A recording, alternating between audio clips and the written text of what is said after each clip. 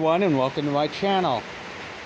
This is my rear axle, and I put the brakes on last night. At least on one side. The other one's cracked, it needs to be welded. Or I could see about putting a new shoe on. But this is just pretty much my van project, you know.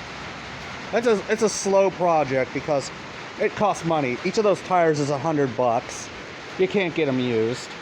And I gotta try and get all the wiring and build a body. I gotta build a body to go out further enough I could sleep in it, you know, when I go fishing and traveling. I got the steering wheels. It's a long ways away, but at least I'm working on it.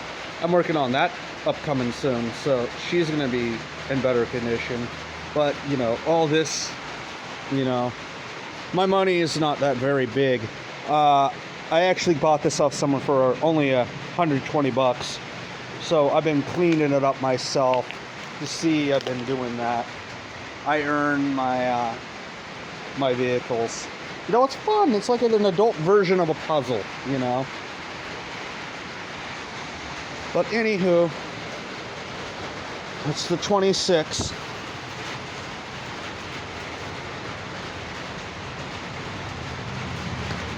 I gotta cover it.